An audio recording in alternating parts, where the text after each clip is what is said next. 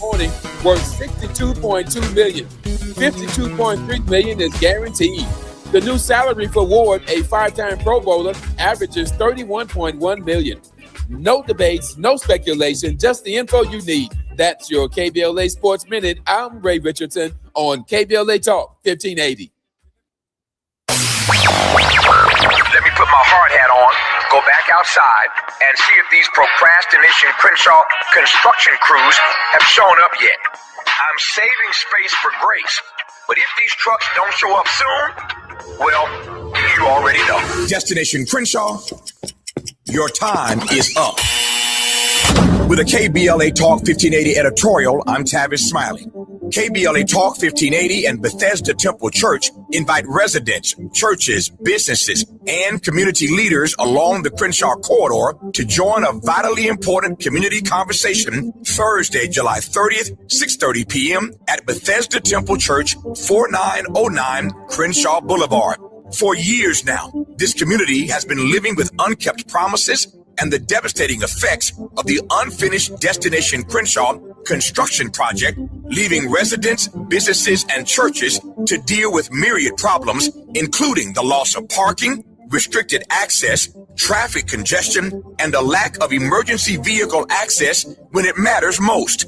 For years now, Procrastination Crenshaw has directly contributed to the loss of customer revenue for local Black-owned businesses and, sadly, has forced the closure of some businesses along this 1.3-mile corridor. For years now, churches have been experiencing decreased attendance due to the elimination of parking, and social service programs for vulnerable fellow citizens have been altogether halted. For years now, residents have watched their quality of life erode, and nothing has been done about it. If they think they can get away with treating Black folk like second-class citizens, they better think again. You better think about what you're trying to do to me. This town hall meeting is a reckoning, a public witness, an opportunity for impacted community members to share their experiences for the public record as we prepare to hold those responsible accountable for this enduring nightmare.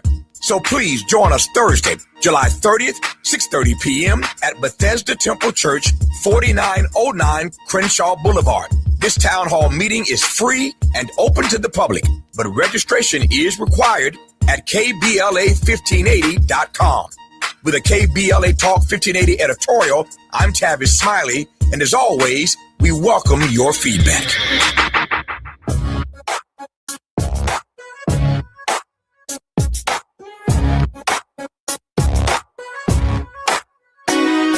The Jesse Jackson Jr. Show. The Jesse Jackson Jr. Show.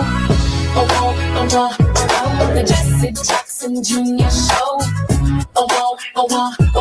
The Jesse Jackson Jr. Show.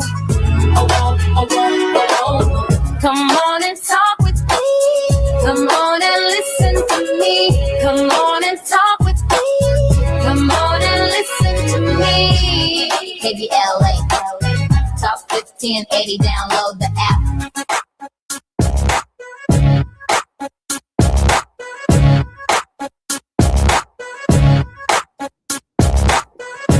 I'm Jesse Jackson Jr. Welcome forward to the Jesse Jackson Jr. Show on KBLA Talk 1580.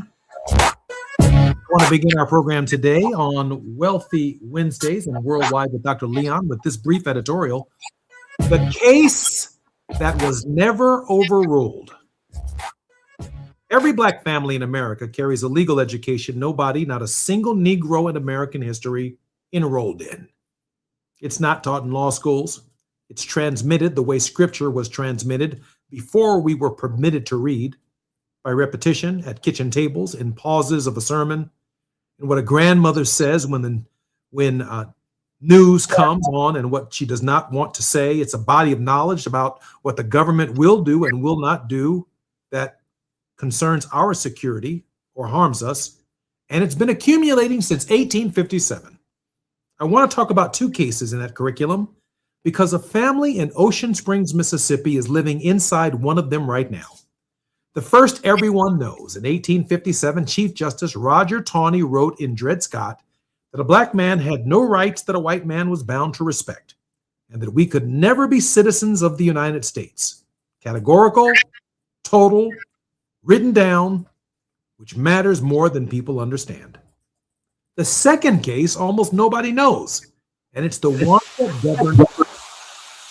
In April of 1873, in Colfax, Louisiana, a white militia surrounded a courthouse where black men had gathered to defend a contested election. When it was finished, well over 100 black Americans were dead, many of them killed after they surrendered. It remains the deadliest single act of racial violence in American history and in the history of Reconstruction. The federal government did what the 14th Amendment had written to permit. It prosecuted. It charged the killers under the Enforcement Act, the statute Congress passed precisely because it knew Louisiana would never bring a case. In 1876, in United States versus Cruikshank, the Supreme Court threw the convictions out. The 14th Amendment, the court held, restrains states, listen carefully, not private men. Killers went home. Dred Scott said, "You are not a member of this nation, and therefore nothing is owed to you." Cruikshank said, "You are a member," after the 14th Amendment. The amendments made you one. We concede that. And it still does not follow that anyone is obligated to protect you. Membership without enforcement. A citizenship that is real on paper and unattended in the real world. And here is the fact that should keep every American awake. Dred Scott was destroyed. The 13th, 14th, and 15th Amendment buried Taney so thoroughly that no serious person cites him except as a warning. Cruikshank was never overruled. Not in 1876, not in 1954, not in 1965, not once on its central holding in 150 years. It was extended into Shawnee versus Winnebago County. In the town of Castle Rock versus Gonzales, the Supreme Court held that the Constitution confers no affirmative right to government protection at all. The Due Process Clause limits what the states may do to you. It does not require that the state do one thing for you, not even in Castle Rock, to enforce a restraining order a judge had already ordered enforced. Understand what that means. The Colfax principle is not a relic of redemption. It's a current law generalized to the entire population, which brings me to Horn Island. Nolan Xavier Wells was 18 years old and a citizen of the United States. Nobody disputes that. Whatever Taney tried to settle in 1857, the 14th Amendment settled against him in 1868, and that question is closed. He went to Horn Island on the 4th of July. Horn Island is not Mississippi land. It is congressionally designated wilderness, owned and administered by the National Park Service as part of the Gulf Island National Seashore. Federal ground, as federal as the mall in Washington, D.C. Yes, the same mall with the reflecting pool, the one that Donald Trump wants to paint. He did not come home. On July 6th, the National Park Service ranger found his body in the water off of the island's northwestern tip. 25 days later, now have passed. No federal agency has opened an investigation of its own. His citizenship is not in question. His citizenship is also not helping him. Now, let me be exact, because precision is the only thing that makes an argument like this survive an opponent. The doctrine I am describing is not written in racial language. Joshua Deshawney was a white child beaten into permanent brain damage, while caseworkers wrote it all down and did nothing. Jessica Gonzalez was a Latina mother whose 3 daughters were murdered after police ignored her. The rule that the protection is discretionary applies to everyone. The race is not the doctrine. The race is in the distribution. A neutral rule of discretion applied across a country with this history by officials with these incentives will produce racially patterned results without requiring one person to hold a racial thought. And that is the hardest kind of injustice to fight, because there is no statute to strike down, no holding to overturn, no decision to appeal. There's only a file that was never opened, and you cannot take an absence to court. This is why the old curriculum still teaches, not because Taney's holding survives, it does not, but because the lesson did. In 1857, they said we were not members.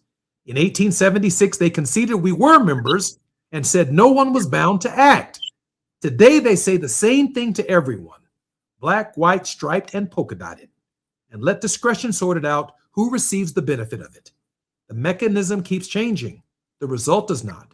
Dred Scott has been overruled. Cruikshank never was. And the mother in Mississippi at this hour is living in the case that still stands. I'm Jesse Jackson Jr. More on KBLA Talk 1580. It's afternoon drive time with Jesse Jackson Jr. Only on KBLA Talk 1580. Roger and Tracy saved over $18,400. Cynthia was recovering from a family tragedy and saved over $10,300. If you are drowning in debt, then call Debt Blue. Debt Blue is a professional debt negotiation firm with over 20 years of experience helping people pay back a fraction of what they owe. Learn how to cut your debt up to half or maybe more. Be debt-free in 24 to 48 months, even with bad credit. With an A+ rating from the BBB, you can rest easy knowing Debt Blue is going to deliver guaranteed debt reduction. Debt Blue offers a success guarantee. You pay nothing unless your debt is reduced or completely resolved. That's right. You save money or it's free. Call now for significant debt relief and a free consultation. 800-200-8879. That's 800-200-8879. You don't have to declare bankruptcy. This program works if you owe $10,000, $20,000, or even $100,000 in debt. Call for your free consultation today. 800-200-8879. That's 800-200-8879. This November, you'll decide who leads California. So shouldn't you hear directly from the people asking for your vote? Join us for California Voices, a political town hall and ballot forum, Saturday, October 3rd, 2026. Meet candidates running for governor, lieutenant governor, attorney general, and other major statewide and local offices, including Mayor of Los Angeles, city attorney, and LA County Sheriff. Get clear, nonpartisan breakdowns of the propositions on your November ballot, both sides, no spin, and ask your questions directly. in real conversation, face to face. California Voices is brought to you by KBLA Talk 1580 and the Empowerment Congress, giving you the information you need before you vote. Mark your calendar, Saturday, October 3rd, 2026, California Voices. Follow KBLA 1580 for details and download the KBLA 1580 app. Your vote, your voice. Be there.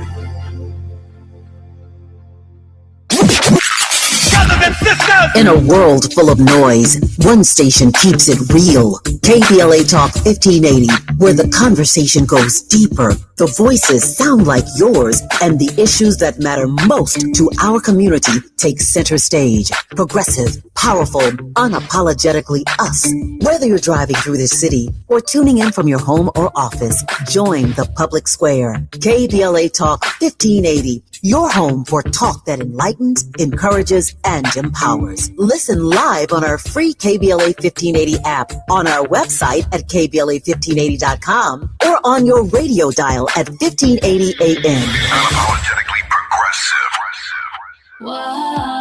I love a girls' weekend, but my moderate to severe plaque psoriasis can sometimes take me out of the moment. Now I'm all in with clearer skin, thanks to Skyrizi, Risankizumab Risa, a prescription-only injection for adults who are candidates for systemic or phototherapy. You can usually find me in the kitchen, but my active psoriatic arthritis can limit me at times. Now I'm still in the mix with Skyrizi to treat my joint symptoms. With Skyrizi, most people with plaque psoriasis saw 90% clearer skin when measured from head to toe at 4 months. Or if you're an adult with active psoriatic arthritis, Skyrizi helps you move with less joint pain, stiffness, swelling, and fatigue. Don't use if allergic to Skyrizi. Serious allergic reactions, increased infections, or lower ability to fight them may occur. Before treatment, get checked for infections and tuberculosis. Tell your doctor about any flu-like symptoms or vaccines. There's nothing like clearer skin. There's nothing like better movement, and that means everything. Ask your doctor about Skyrizi. Visit Skyrizi.com or call 1-866-SKYRIZI to learn more.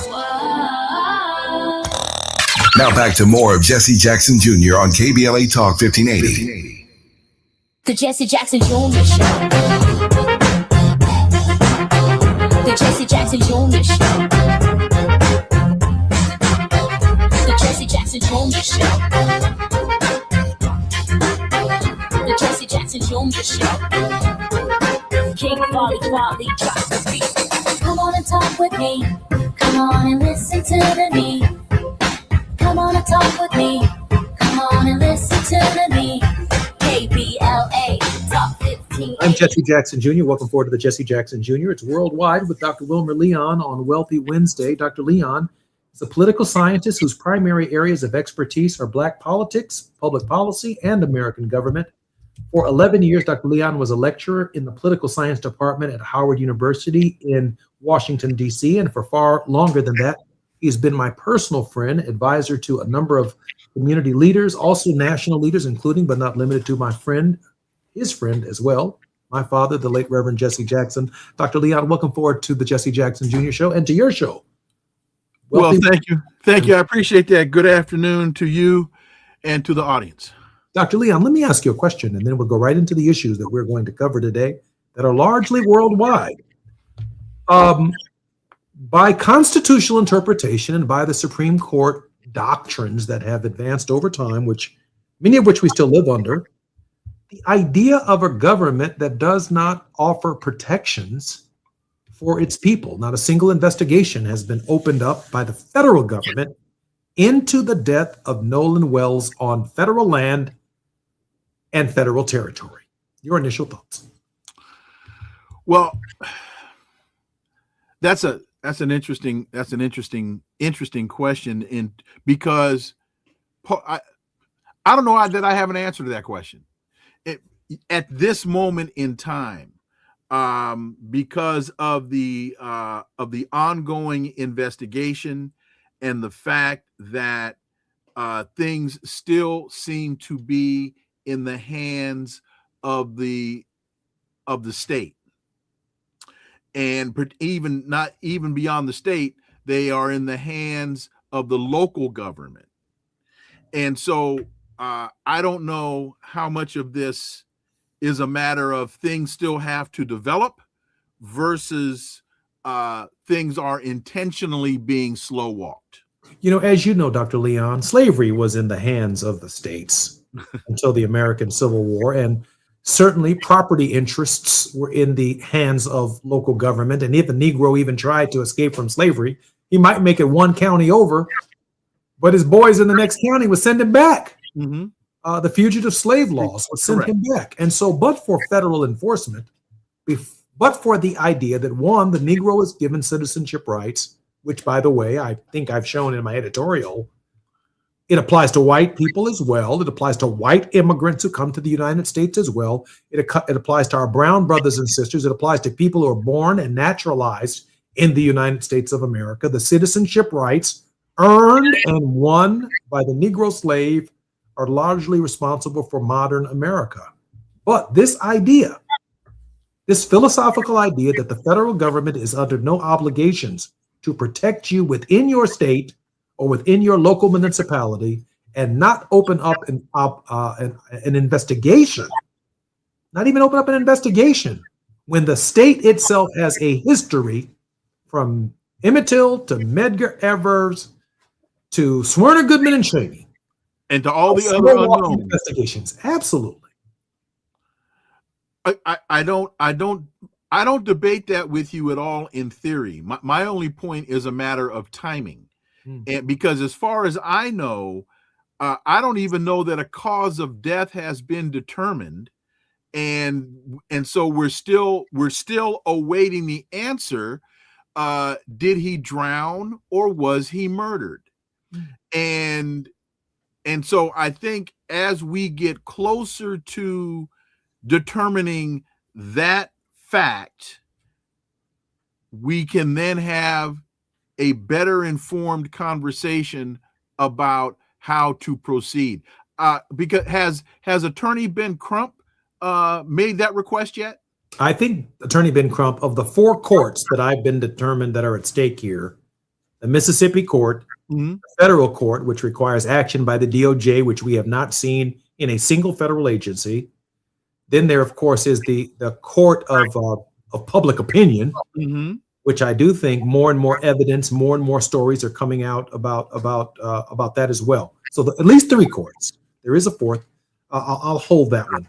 But I do want to say this. There were 7 arrests by the National Park Service in less than a month from the allegation that someone had destroyed the reflecting pool, which is under the purview of the National Park Service. Not a single federal arrest, not a statement from the President of the United States, not a statement by the Department of Justice, not a statement by the Department of the Interior. It's their property on July 4th that Nolan Wells lost his life. Not a single statement from any of these federal agencies about an investigation on the death of an individual on a federal land, whether it's murder or not. I find that profoundly troubling, to turn that responsibility for federal property over to a state jurisdiction. I don't debate that with you in the least. I'm with you 1,000%.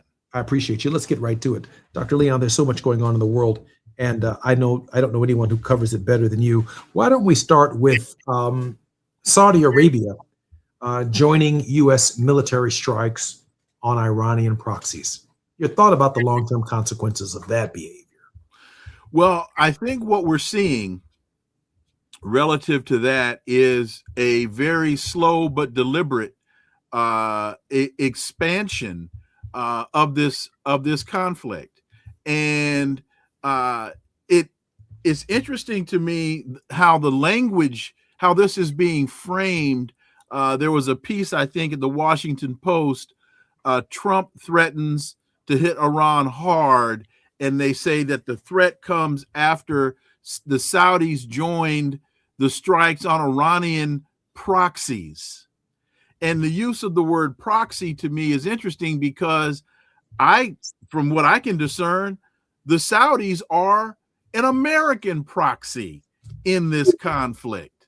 A proxy is a person, a document, or a system that acts as a substitute or stands in for another. So Bahrain, Oman, the UAE, aren't they acting as American proxies here? So what we're seeing here, I think, is a horrible, quite possible, if not probable, expansion of this aggression, because there's even now a story that Iran has hit a U.S. Tanker in the Mediterranean. So I think it's in Egyptian waters. So this is expanding. Not to mention, of course, the Ukraine striking the Iranian ship in the Volga River in Russia. This is very, very dangerously expanding, and the American people need to pay very serious attention to this, because Donald Trump is doing everything in his power to take us into World War III. There's an article written in the Washington Post by Julian Zelizer, who is a foreign policy expert, and he argues that Bill Clinton's effort to end welfare as we know it paved the way for MAGA. I remember being in Congress during that era, and I voted against welfare to work requirements, calling it slavery by other means. And what do you mean by that? No wealthy people are asked to work extra hours for their tax benefits. No wealthy persons are made to work harder for any benefits that they get from the federal government, and they get plenty, including security, military security for their interests here in the United States and around the world. But the poorest of the poor under Bill Clinton were required or asked in a housing bill, I remember it very well because I went to the floor arguing against it, were being asked to pay and work for their federal subsidy and their federal benefit, which was a guarantee that they would remain in poverty. Anyway, Zelizer makes a compelling argument that Bill Clinton lays the foundation for MAGA. Dr. Leon, your thoughts? I think that is an incredibly compelling argument. And one of the reasons why I think this is relevant now is because people need to understand that these things develop over time. That MAGA did not just spring out of the ground from whole cloth. That Donald Trump is not the causation, he's the culmination. Because even before we get to Bill Clinton, we've got to go through Ronald Reagan, and a lot of the programs that a lot of the social safety net programs that Reagan wanted to cut. We can go even back to Nixon, as they were trying to be sure that they provided money for the Vietnam War. Hence Dr. King's speech, A Time to Break Silence, why I oppose the war in Vietnam. So it's important to understand that as we want to sit here and throw stones at Donald Trump, which we are more well within our right to do, that we have to understand from whence all of this has come. And when you look at the Democratic Leadership Council and how Bill Clinton was responsible, or through his administration, we got the Telecommunications Act of '96. We got the repeal of Glass-Steagall. There are a number of things as Bill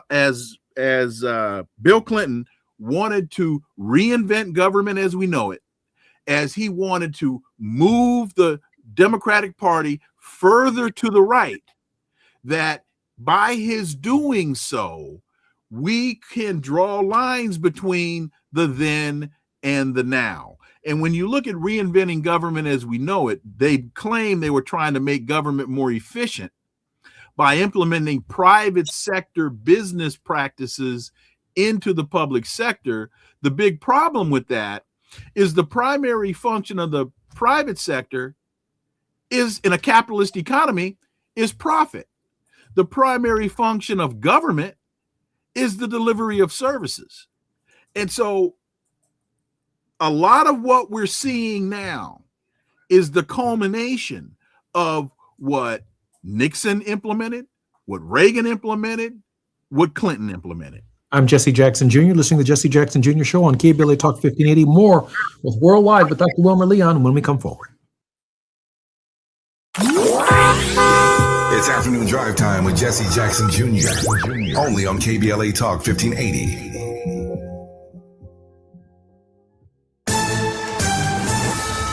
I'm Amber Payton with BIN News Now. Black Chicago Mayor Brandon Johnson says the city has set a new record for youth employment. Every additional opportunity represents another young person gaining meaningful work experience. More than 32,000 jobs were created for young people this year, the highest annual total in city history. Officials credit expanded youth employment programs and new career preparation opportunities. Black Stockbridge, Georgia Mayor Jaden Williams is asking the GBI to step into the city's investigation of possible financial misconduct. The 22-year-old mayor says he's being targeted because of his age and denies any wrongdoing.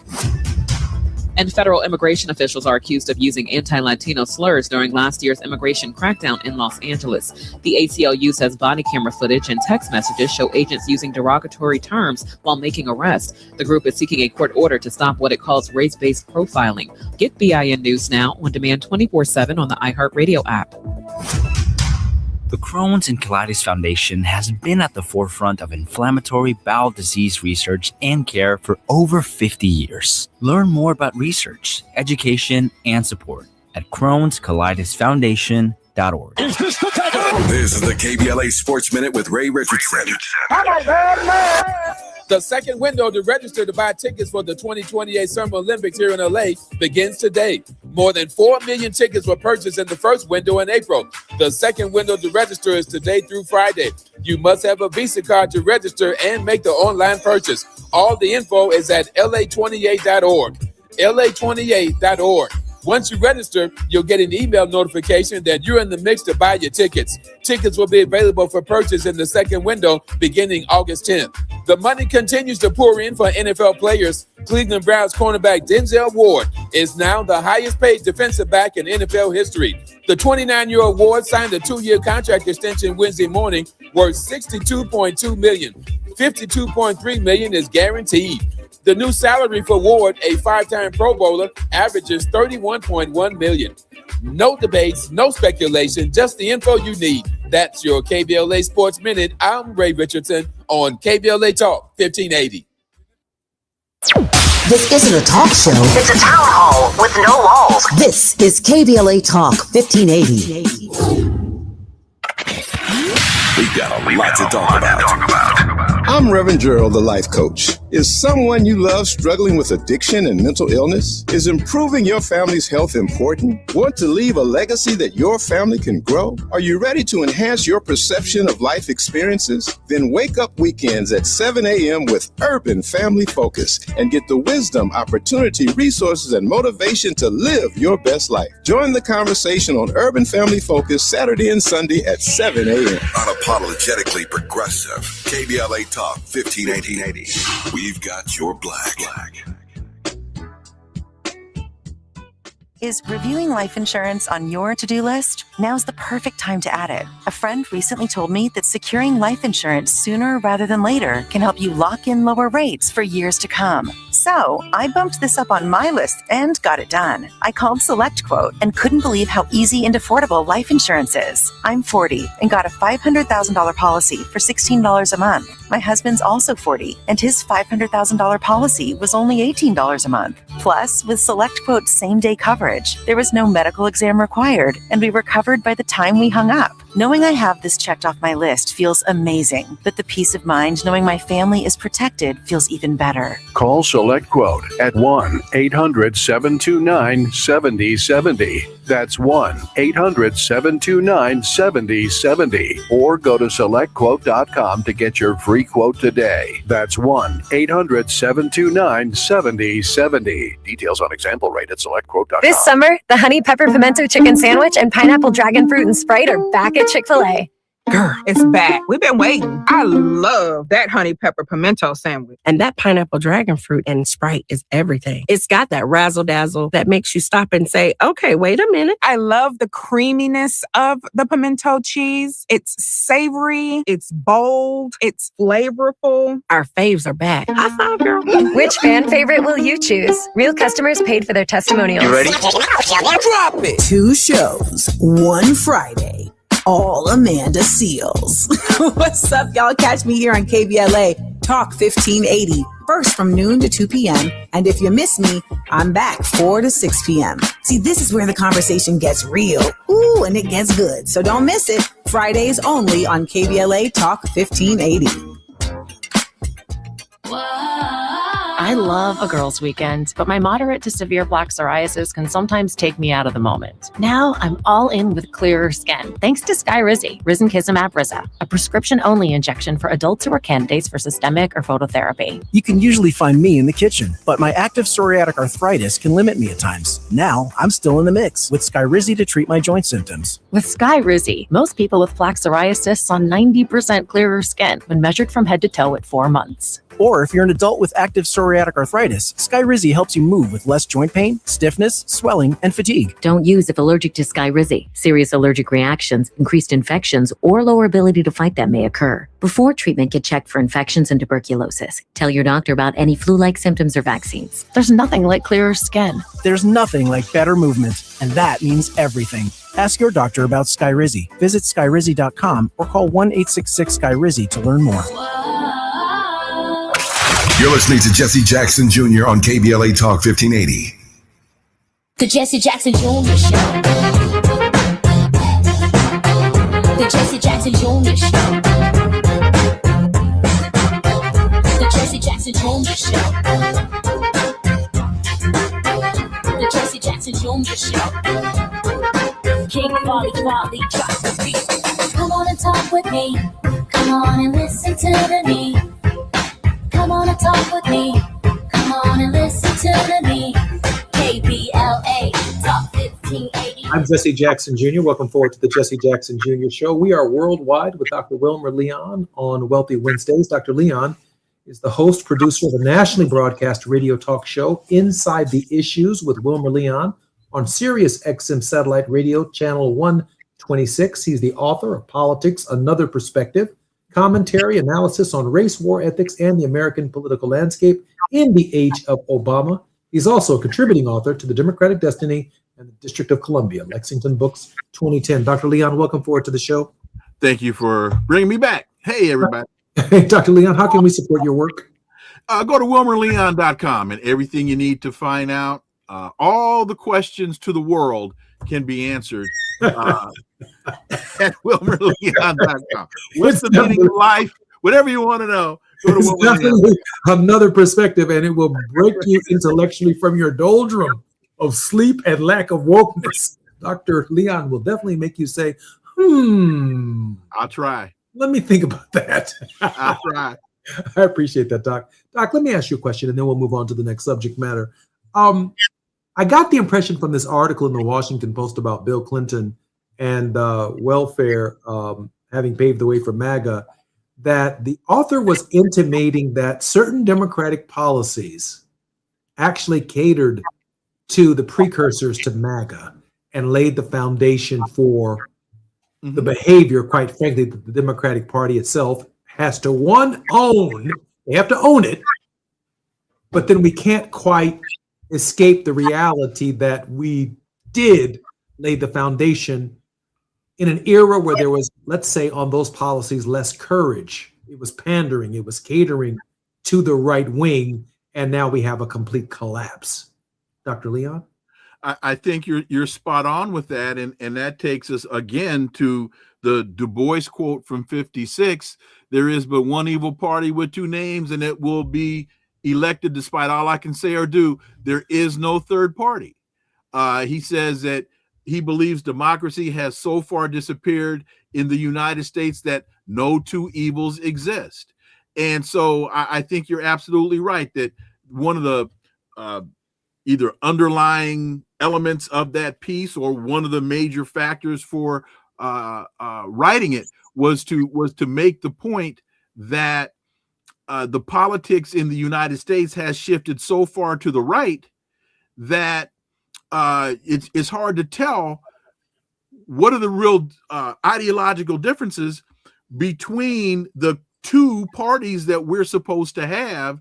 And why are we having a debate about whether or not an alleged war criminal, and I say alleged because he hasn't been convicted of these charges, but there is an international arrest warrant out for Benjamin Netanyahu, and he can come to the United States with impunity and even threaten the United States by saying, I've got special forces on call if anybody tries to arrest me.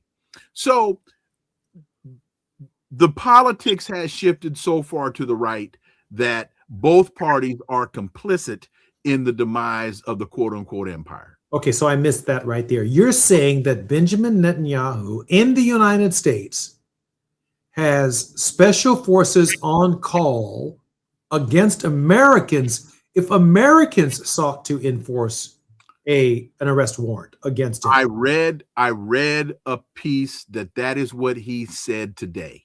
That's a lot, Doc.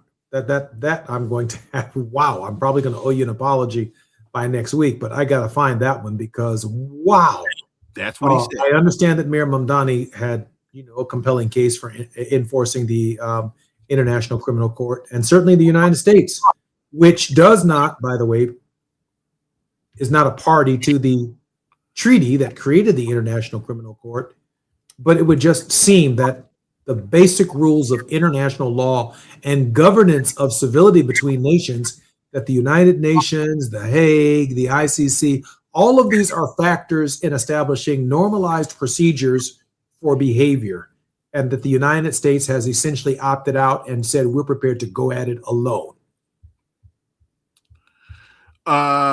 In fact, it's just going back to I found it. This is from The Hill. Wow. The Hill reports that's what Netanyahu has said.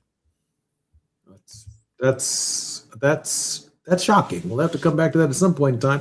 Let's move on to this idea raised by the American conservative that Netanyahu and Zelensky, who visited Trump roughly at the same time, that their wars converge. What was the author of that article getting at, Dr. Leon?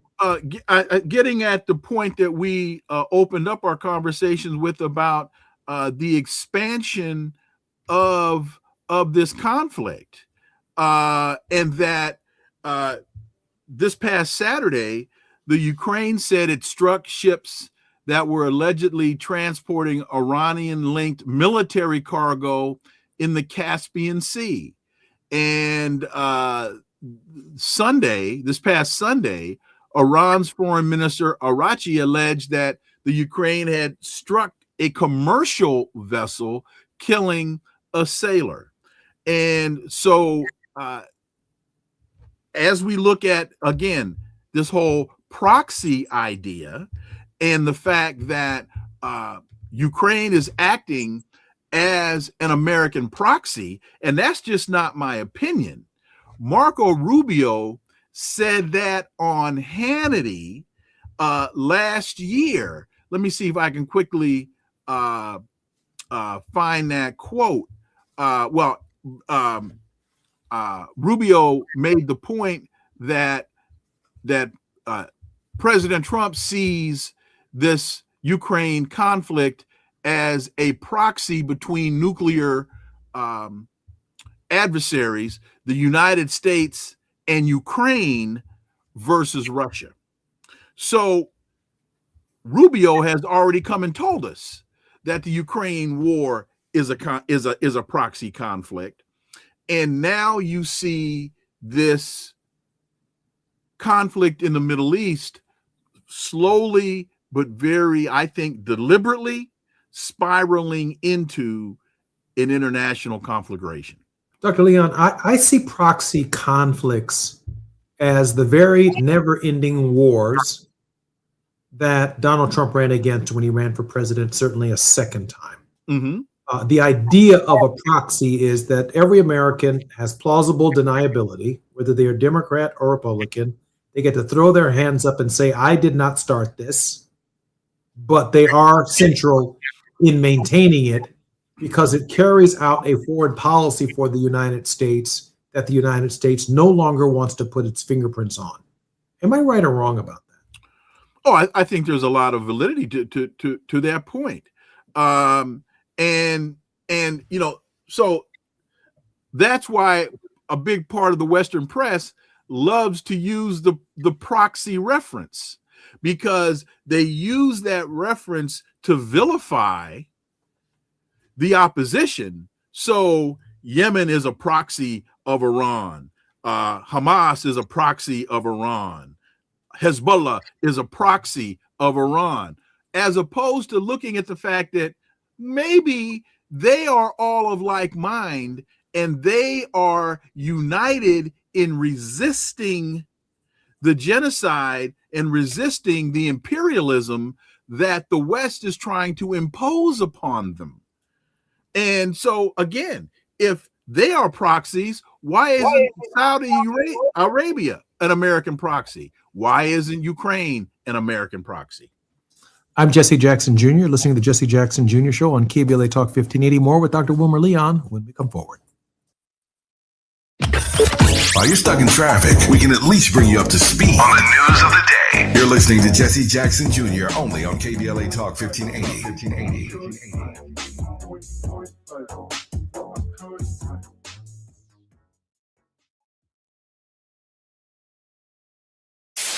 KBLA Talk 1580. We've got a lot to talk about.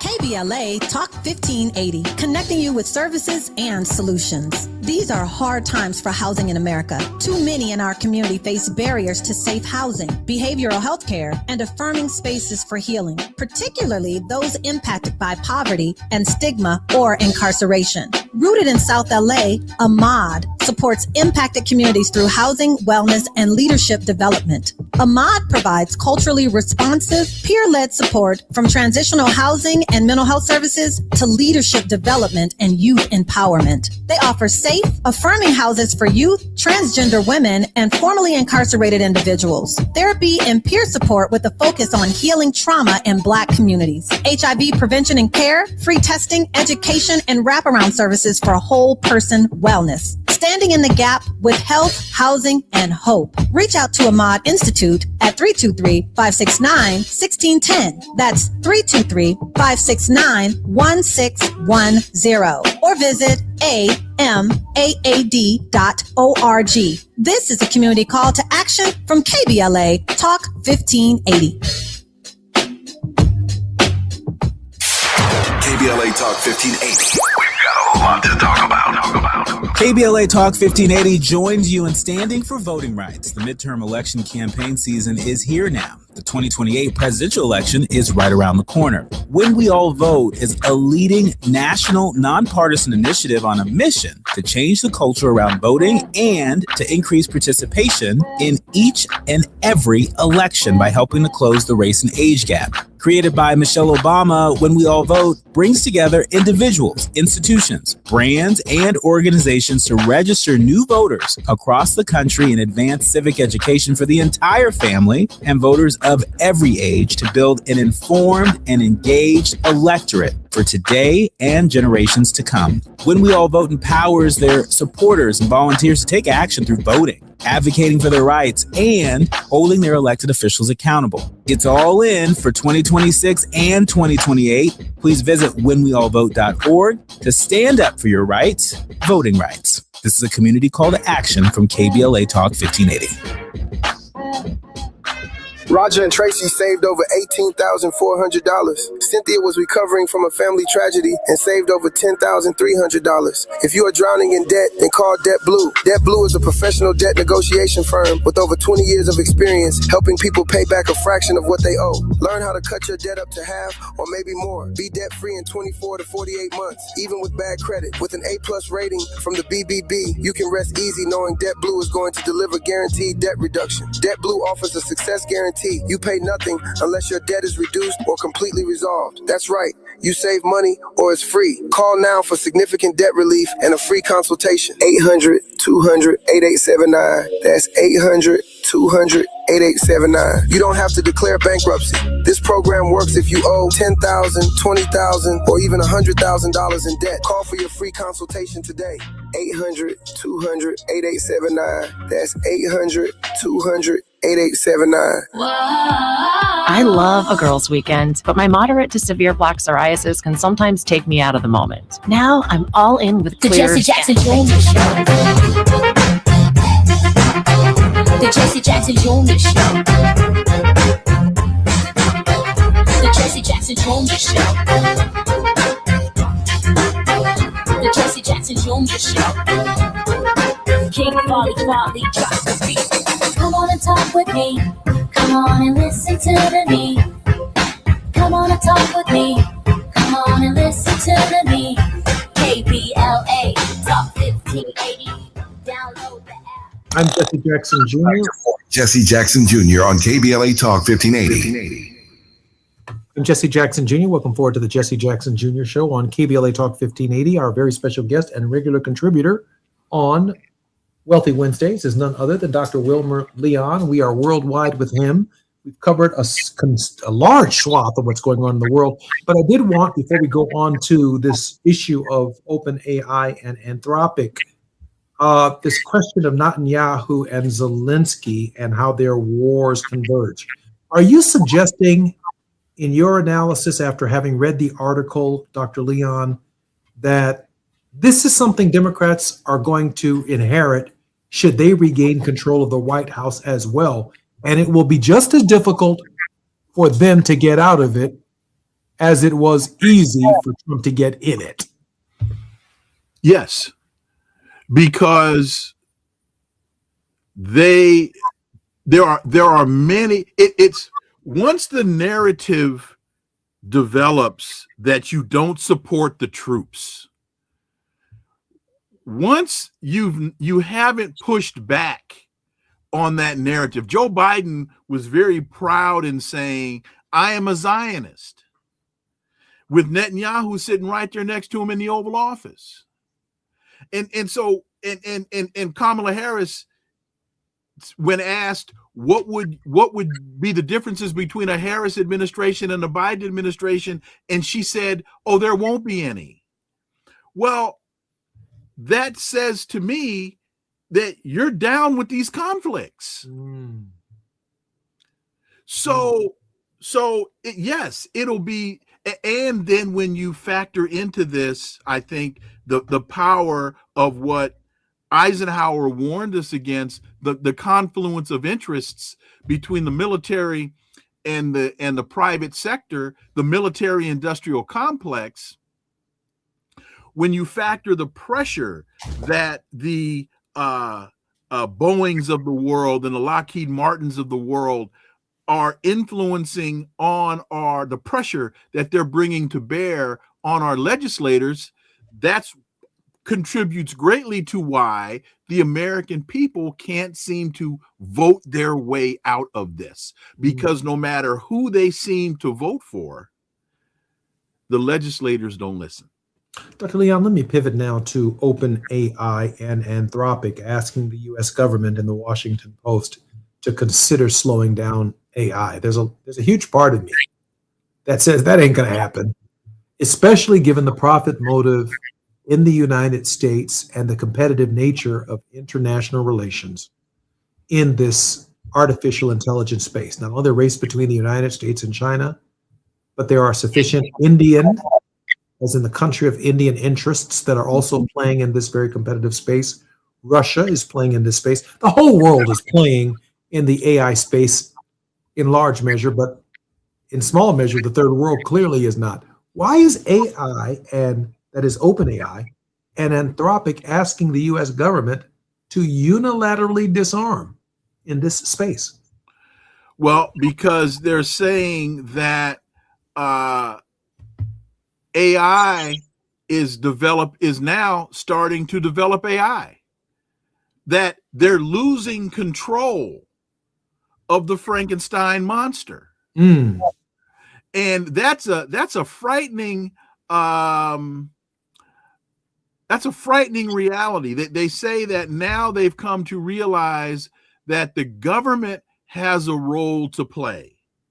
It's time for the government to step up and establish the guardrails that this technology demands.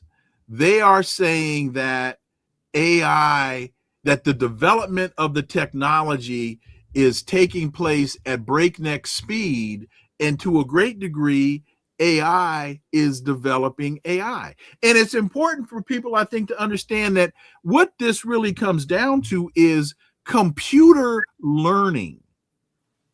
They've reached the advancement in technology to where they can teach computers based upon the databases that they create.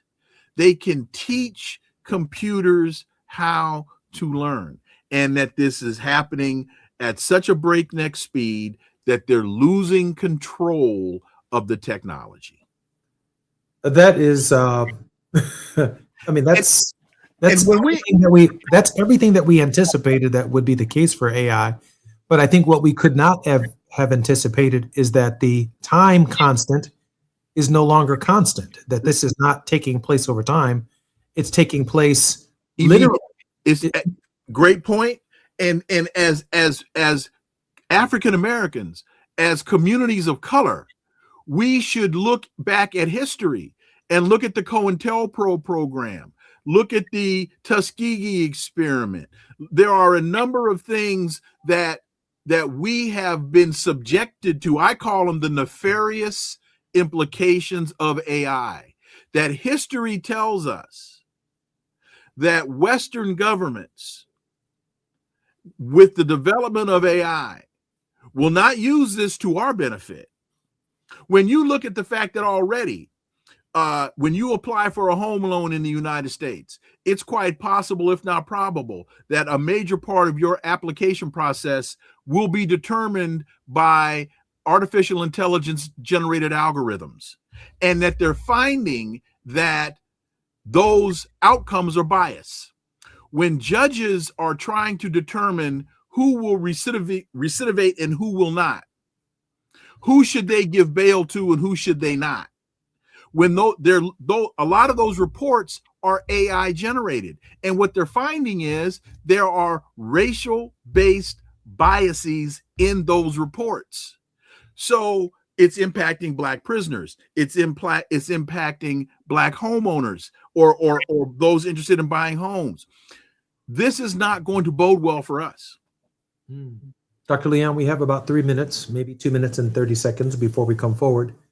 Your word of hope, or maybe a word of direction. What should we be doing? Chaos or community? What should we be doing at this hour, Dr. Williams? Well, we are spiraling closer to chaos. But what I see with the article on AI is that the manufacturers are saying, "Wait a minute, we need to do something here." We should be paying attention to that. As we look at the success rate of the Democratic Socialists in New York, in DC, and in Colorado, I see space wherein we can operate. The question is, are we going to seize that space? Or are we going to sit back and abdicate our responsibility to those who we consider to be our leaders? You need to check where they're getting their money from, and you'll find many of them are not operating in your interest. Dr. Leon, thank you for joining us this week. I'm so grateful for your regular contribution and look forward to seeing you next week. As I do as well. Appreciate it. Destination Crenshaw is behind schedule, years behind schedule. Residents, businesses, churches, artists, and other stakeholders have questions, and they deserve real answers, not just promises. If empty promises poured concrete, this project would have been open years ago. This week, join us at the Community Town Hall to talk not about the delays, but the timeline, as well as the delays, and what happens next for the Crenshaw Corridor. This public hearing is your chance to get on the record and speak directly to the people making these indecisions at City Hall. We elect Black mayors, we elect Black city council persons, we elect our Hispanic brothers and sisters, and at the end of the day, they're all philosophers if they're not pouring concrete and making the quality of our lives right out in front of our homes better. This public hearing is your chance. Join us Thursday, July 30th at 6:30 p.m. at Bethesda Temple Church, 4909 Crenshaw Boulevard. Between the construction call and parking lots, it is eaten alive. Ride share is now less a suggestion and more of a survival tactic around here. So please, ride share if you can. If you cannot join us in person Thursday night, this public hearing will be broadcast live on radio and streamed online at KBLA 1580. I'm Jesse Jackson Jr. It's Wealthy Wednesdays on the Jesse Jackson Jr. Show. More with Dr. Todd Yeary when we come forward on KBLA Talk 1580. KBLA 1580 Santa Monica. I'm Amber Payton with BIN News Now. Black Chicago Mayor Brandon Johnson says the city has set a new record for youth employment. Every additional opportunity represents another young person gaining meaningful work experience. More than 32,000 jobs were created for young people this year, the highest annual total in city history. Officials credit expanded youth employment programs and new career preparation opportunities. Black Stockbridge, Georgia Mayor Jaden Williams is asking the GBI to step into the city's investigation of possible financial misconduct. The 22-year-old mayor says he's being targeted because of his age and denies any wrongdoing. And federal immigration officials are accused of using anti-Latino slurs during last year's immigration crackdown in Los Angeles. The ACLU says body camera footage and text messages show agents using derogatory terms while making arrests. The group is seeking a court order to stop what it calls race-based profiling. Get BIN News Now on demand 24/7 on the iHeartRadio app. The Crohn's and Colitis Foundation has been at the forefront of inflammatory bowel disease research and care for over 50 years. Learn more about research, education, and support at Crohn'sColitisFoundation.org. This is the KBLA Sports Minute with Ray Richardson. The second window to register to buy tickets for the 2028 Summer Olympics here in LA begins today. More than 4 million tickets were purchased in the first window in April. The second window to register is today through Friday. You must have a Visa card to register and make the online purchase. All the info is at la28.org. la28.org. Once you register, you'll get an email notification that you're in the mix to buy your tickets. Tickets will be available for purchase in the second window beginning August 10th. The money continues to pour in for NFL players. Cleveland Browns cornerback Denzel Ward is now the highest paid defensive back in NFL history. The 29-year-old Ward signed a 2-year contract extension Wednesday morning worth $62.2 million. $52.3 million is guaranteed. The new salary for Ward, a 5-time Pro Bowler, averages $31.1 million. No debates, no speculation, just the info you need. That's your KBLA Sports Minute. I'm Ray Richardson on KBLA Talk 1580. Let me put my hard hat on, go back outside, and see if these procrastination Crenshaw construction crews have shown up yet. I'm saving space for grace, but if these trucks don't show up soon, well, you already know. Destination Crenshaw, your time is up. With a KBLA Talk 1580 editorial, I'm Tavis Smiley. KBLA Talk 1580 and Bethesda Temple Church invite residents, churches, businesses, and community leaders along the Crenshaw corridor to join a vitally important community conversation Thursday, July 30th, 6:30 p.m. at Bethesda Temple Church, 4909 Crenshaw Boulevard. For years now, this community has been living with unkept promises and the devastating effects of the unfinished Destination Crenshaw construction project, leaving residents, businesses, and churches to deal with myriad problems, including the loss of parking, restricted access, traffic congestion, and a lack of emergency vehicle access when it matters most. For years now, Procrastination Crenshaw has directly contributed to the loss of customer revenue for local Black-owned businesses and, sadly, has forced the closure of some businesses along this 1.3-mile corridor. For years now, churches have been experiencing decreased attendance due to the elimination of parking, and social service programs for vulnerable fellow citizens have been altogether halted. For years now, residents have watched their quality of life erode, and nothing has been done about it. If they think they can get away with treating Black folk like second-class citizens, they better think again. You better think about what you're trying to do to me. This town hall meeting is a reckoning, a public witness, an opportunity for impacted community members to share their experiences for the public record as we prepare to hold those responsible accountable for this enduring nightmare. So please join us Thursday, July 30th, 6:30 p.m. at Bethesda Temple Church, 4909 Crenshaw Boulevard. This town hall meeting is free and open to the public, but registration is required at KBLA1580.com. With a KBLA Talk 1580 editorial, I'm Tavis Smiley, and as always, we welcome your feedback.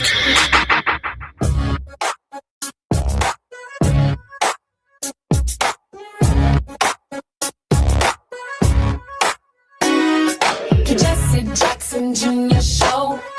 Oh, oh, oh, oh, oh, oh. The Jesse Jackson Jr. Show. Oh, oh, oh, oh, oh. The Jesse Jackson Jr. Show. Oh, oh, oh, oh, oh, oh. The Jesse Jackson Jr. Show. Oh, oh, oh, oh, oh. Come on and talk with me. Come on and listen to me. Come on and talk with me. Come on and listen to me. KBLA Talk 1580. Download the app.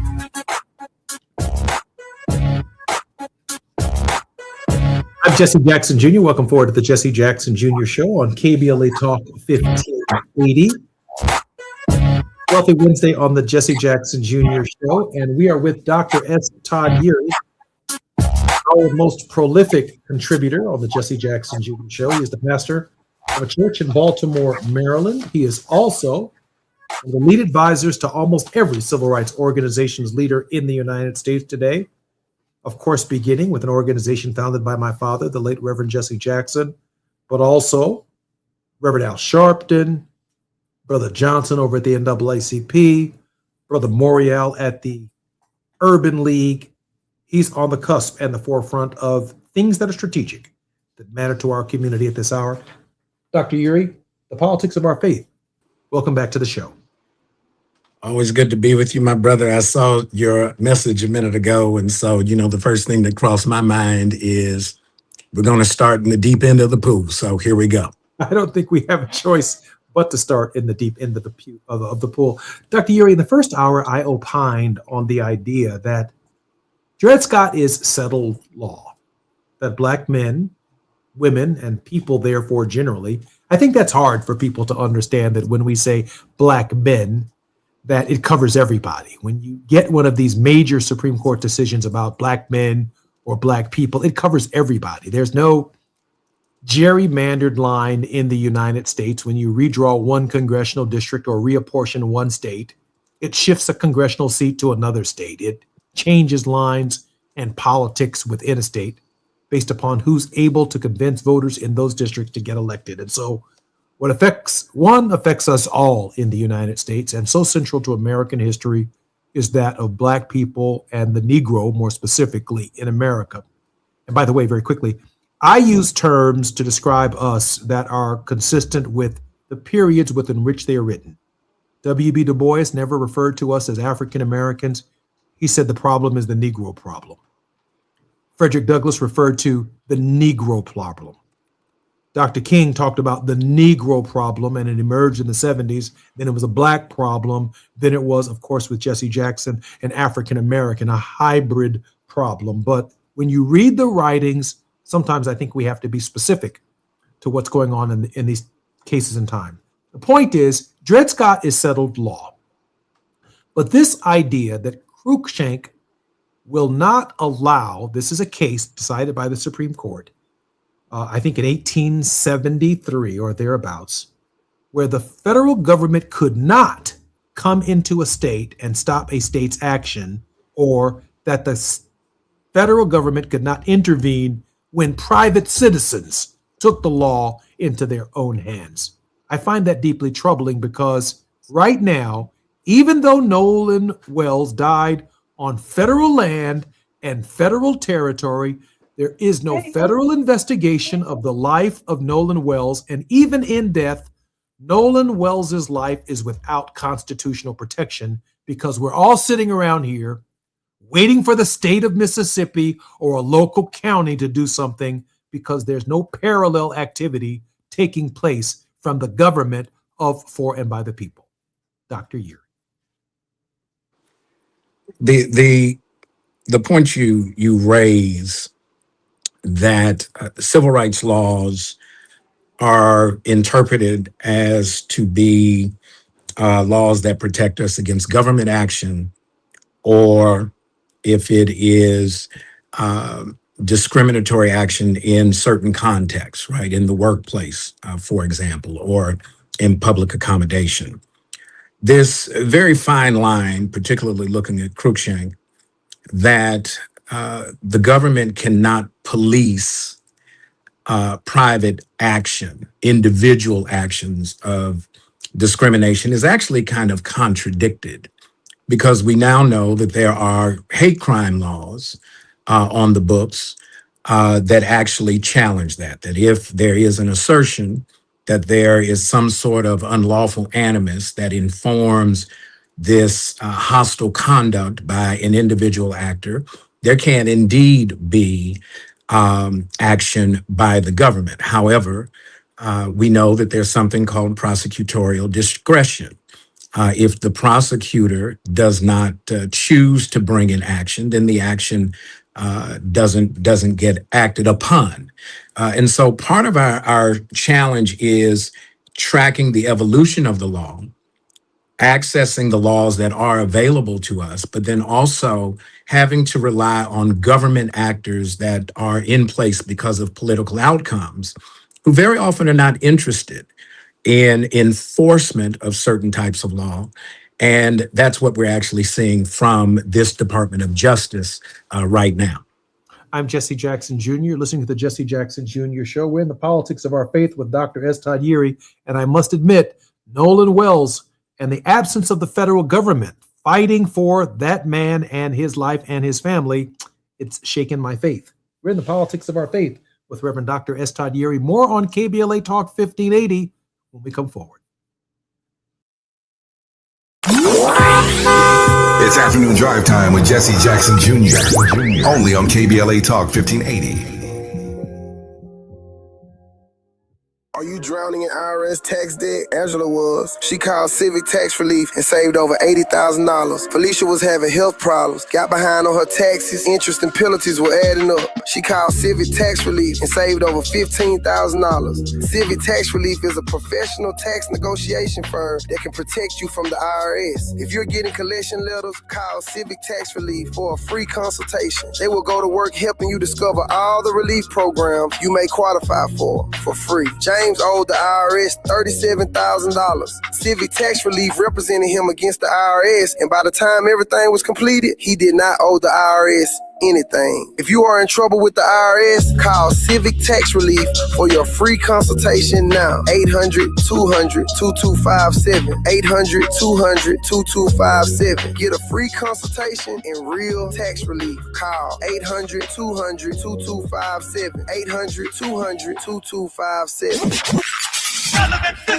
You have something to say, and we want to hear it. KBLA Talk 1580 is engagement radio, not outrage radio. A place where your hopes, your frustrations, and your ideas are welcome. 24 hours a day, 7 days a week. Real talk, real people, real Los Angeles. KBLA Talk 1580, the station that sounds like the city looks. Tune in on your AM radio dial at 1580. Download our free KBLA 1580 app or listen live on our website at KBLA1580.com. Unapologetically progressive.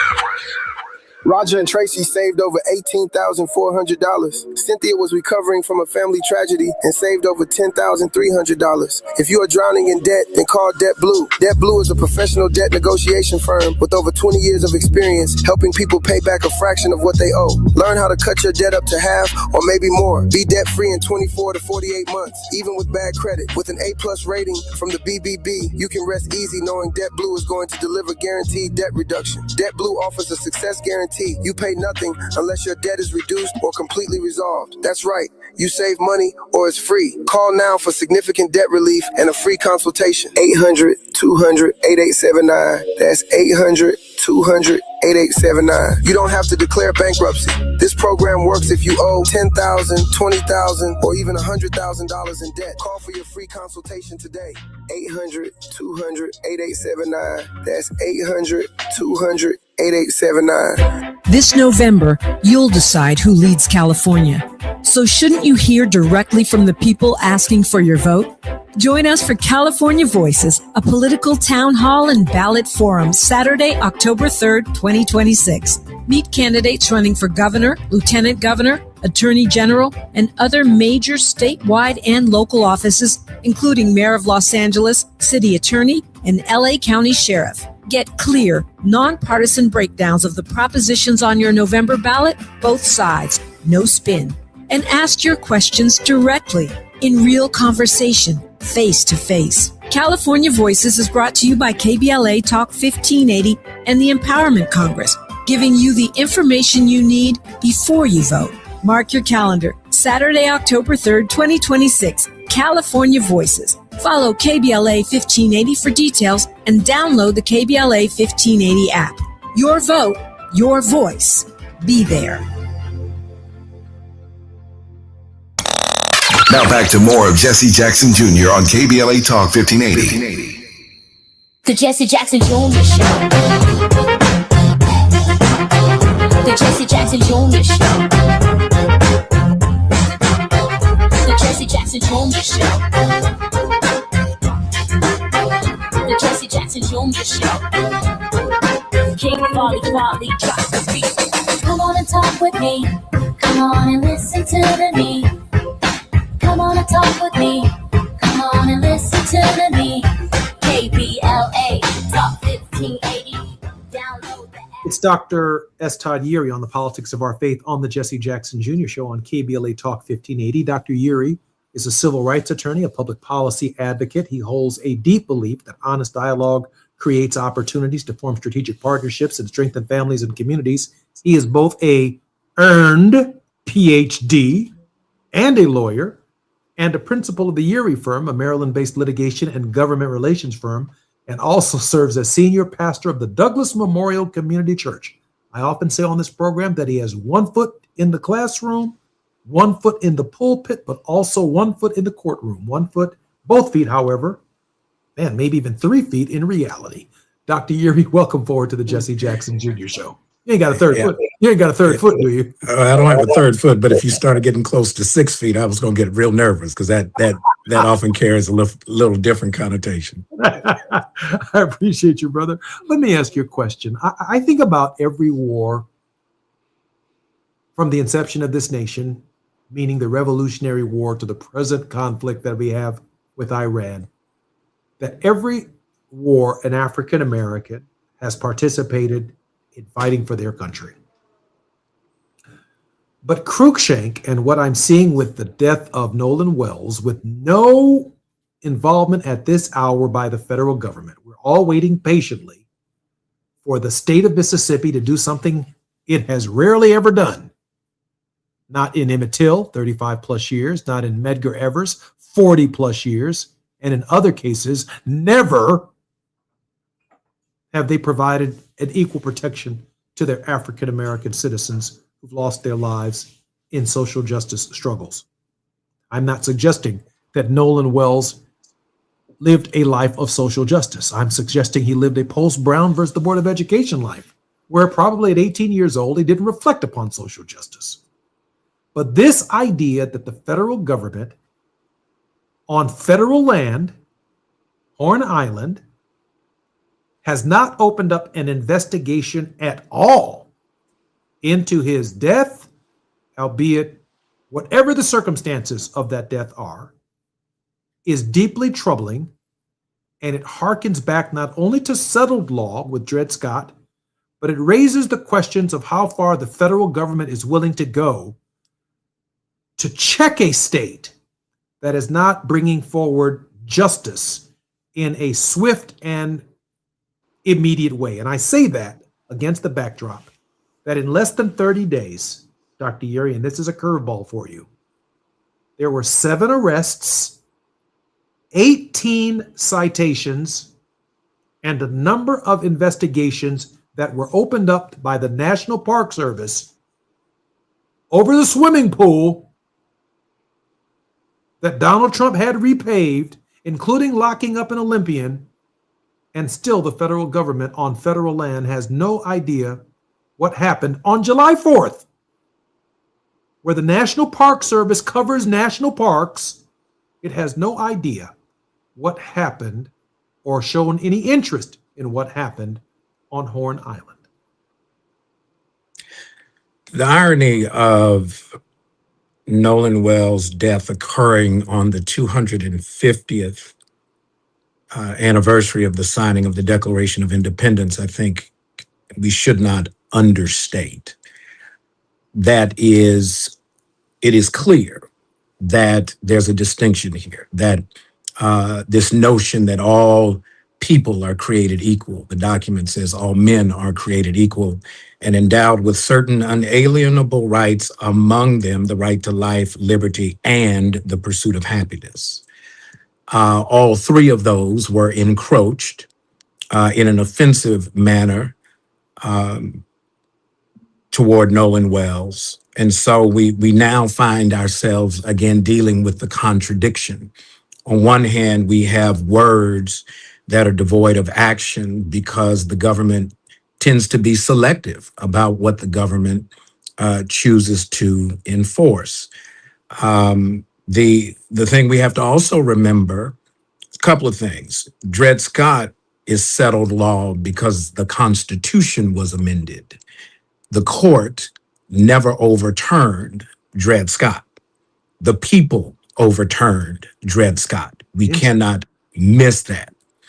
The other thing is we have to remember the government's participation in the horror that we read about in the Greenwood section of Tulsa known as Black Wall Street, that they aided and abetted the racial hostility in the 20th century reality. And so many times we have to figure out, do we go to the government seeking relief, or do we react to the government seeking protection? And depending on who you are, where you live, what you might do for a living, and how the government agents perceive your presence, you may be forced to almost defend yourself from the government as opposed to relying on the government to defend you. I'm spellbound by your analysis and your thoughts on that, Dr. Uri. Appreciate your brilliance.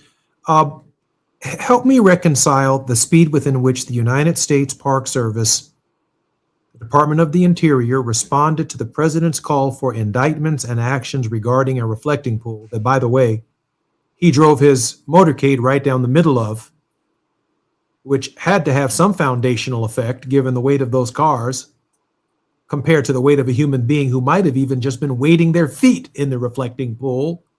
But the idea that somehow someone took a razor and stripped the reflecting pool of its foundation with no articulation, at least reasonable articulation, that maybe the Suburban and the heavy-weighted vehicles, including the tanks that he drove down the middle of the reflecting pool before it was filled with water, could have had some effect on the seams of the very pool itself. 7 people have been arrested. Many are facing criminal prosecution. 18 incidents have been cited, as well as reports written, but not a single report from the Department of the Interior, the National Park Service, the FBI, the Southern District of Mississippi on the death of an American citizen on federal territory in Mississippi or outside of Mississippi, Horn Island, which is federal territory, not the state of Mississippi. Yeah, this is what we get when there is no check of the executive branch, because the conduct becomes very arbitrary. Choosing to enforce some minimal conduct, if any at all, around a reflecting pool and doing nothing to assist in an investigation into a very suspicious death of a young African-American man who had caused no trouble, had the best of his years still ahead of him, and yet it did not warrant and has not warranted that the executive give direction to act on it. And that's why when we've talked about the midterm elections, you got to pull the levers of government that force a different kind of discourse. The Congress holds the purse. When the budget comes out and they want to talk about what the agencies get, the Congress holds a very key lever to be able to influence the conduct of the executive, to protect and defend the rights under the Constitution of the United States. And so what we have is an executive who has not been checked and won't be checked anytime soon, at least not until January the 3rd of 2027. And then only if one or both of the chambers switch in terms of party majority. And then depending on how much protest is going to be put up, because you must be certain that if the numbers shift in either the House or the Senate or both, there will be a rush to litigate and muck up the system and hold up the progress, because the one thing that this administration does not want to be, and that is held accountable for what it does or what it does not do. You know, Todd, I got to say this, and I say this respectfully, Dr. Uri. I didn't mean to call you Todd. Listen to this. I come from a unique perspective, a perspective in that I did some time. I own my behavior. And there were days when I was in prison and I asked myself the question, am I the only person who's ever done this? But why am I the example? Mm-hmm. Why am I here for 30 months? In my case, the Obama administration, the government decided to exercise its full discretionary authority, even though I own my behavior, paid back my debt to society, etc. You're still going to do 30 months of time. And then I reflect upon the millions of Americans who did absolutely no time for the same offense, including members of Congress who were afforded the discretionary authority of the government to not prosecute them or leave their lives in lifelong felonization. And then I think about the men, and yes, women, even though I was obviously in an all-male joint, who did do something wrong, maybe a paper crime, maybe it's a brain surgeon or a heart surgeon who's not responsible for billing Medicare and Medicaid, but it's definitely their office that may have overbilled, who wanted to pay their debt to society, pay their monies back because accounting discrepancies were made, but the government chose to take their medical licenses from them, incarcerate them, ensure that they could never practice medicine again, even though their majors were not accounting, their majors were brain surgery or cardiac and cardiovascular surgery, and can never practice again. This idea that the government has discretion over whom it brings a charge against or even an investigation against, that's not equality under the law, Dr. Uri. Well, that's agreed. We've done sentencing disparity studies on all sorts of things, except maybe white-collar crime sentences, where the victim is purported to be the government itself.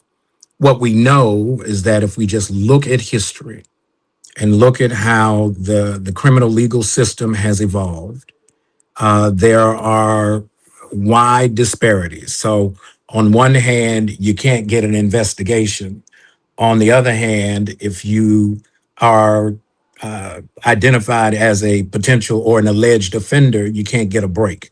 That's the challenge, but that should be foremost in our minds as we start considering what's going to happen in about 90 days, because the election is upon us and we've got to be ready to make sure that we get justice some way, somehow, and it starts with showing up at the poll. I'm Jesse Jackson Jr., listening to the Jesse Jackson Jr. Show on KBLA Talk 1580. Dr. Uri has just pivoted. I don't know if you all caught it. He basically said we need to stop complaining about what we don't have and get ready in 90 days to use what we got. I'm grateful for Dr. Todd Uri for that pivot, because that's exactly where we're heading when we come forward on the Politics of Our Faith with Dr. S. Todd Uri on the Jesse Jackson Jr. Show on KBLA Talk 1580. More when we come forward. It's afternoon drive time with Jesse Jackson Jr. Only on KBLA Talk 1580.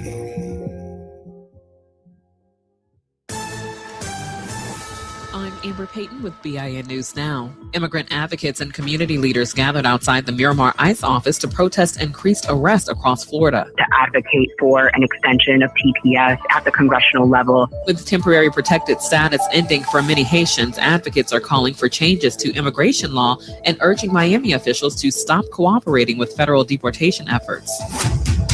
Black Maryland Governor Wes Moore has named 2 judges to Washington County District Court. Travis William Poole will fill a vacancy created by a retirement, while Michaela Miriam Eugenia McNichols will serve in a newly created 3rd judgeship. And the petition period is underway for Chicago's 2027 mayoral race. Political director Christian Perry says some groups have already started collecting signatures for Black Mayor Brandon Johnson, though Johnson has not announced whether he'll seek another term. Get BIN News Now on demand 24/7 on the iHeartRadio app. The Crohn's and Colitis Foundation has been at the forefront of inflammatory bowel disease research and care for over 50 years. Learn more about research, education, and support at Crohn'sColitisFoundation.org. This is the KBLA Sports Minute with Ray Richardson. The second window to register to buy tickets for the 2028 Summer Olympics here in LA begins today. More than 4 million tickets were purchased in the first window in April. The second window to register is today through Friday. You must have a Visa card to register and make the online purchase. All the info is at la28.org. la28.org. Once you register, you'll get an email notification that you're in the mix to buy your tickets. Tickets will be available for purchase in the second window beginning August 10th. The money continues to pour in for NFL players. Cleveland Browns cornerback Denzel Ward is now the highest paid defensive back in NFL history. The 29-year-old Ward signed a 2-year contract extension Wednesday morning worth $62.2 million. $52.3 million is guaranteed. The new salary for Ward, a 5-time Pro Bowler, averages $31.1 million. No debates, no speculation, just the info you need. That's your KBLA Sports Minute. I'm Ray Richardson on KBLA Talk 1580. We love America in spite of, not because of. And that's the deepest kind of love. This is KBLA Talk 1580.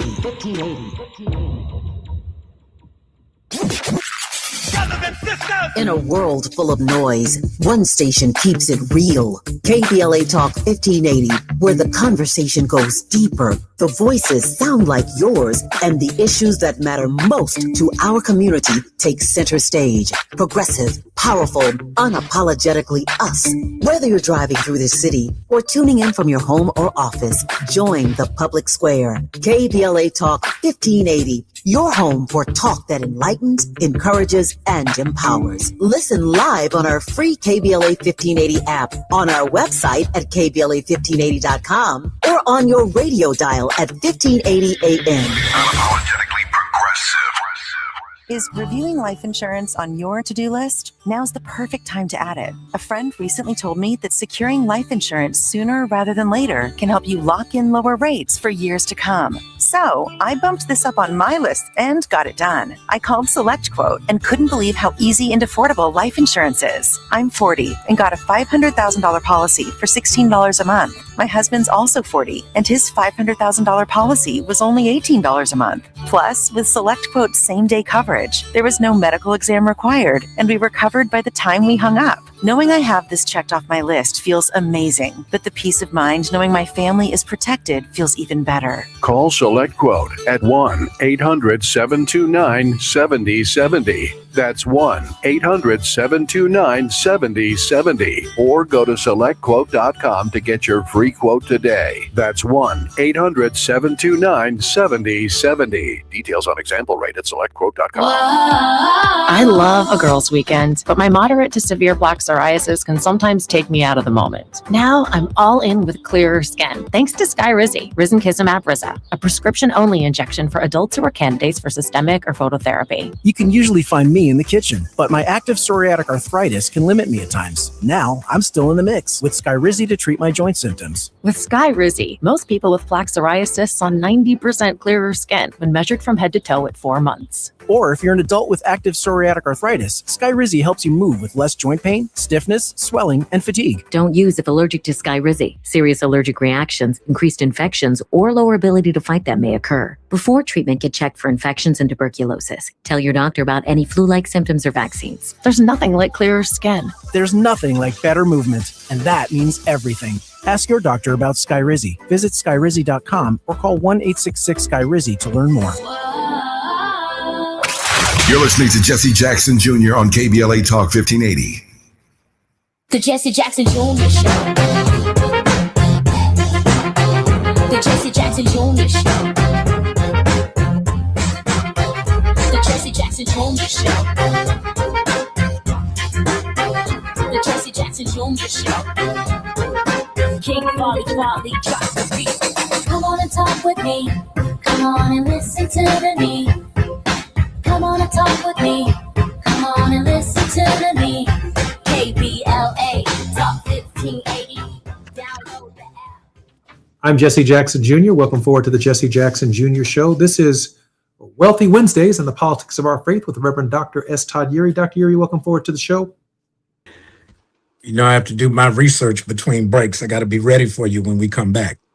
All right, great, Dr. Eury. Here's a curveball. In 1982 and 1983, I traveled the state of Mississippi and 9 southern states with my father, the late Frank Watkins, and a caravan on something called the Southern Crusade. And one of the things that we found out in Mississippi, and we went to dozens of counties in Mississippi, Benny Thompson, whom I met in that crusade for the first time before my father ran for president in 1984 and 88, he was Supervisor Thompson. He wasn't Congressman Benny Thompson. I had no idea one day I would serve in Congress with him, but he was Supervisor Benny Thompson.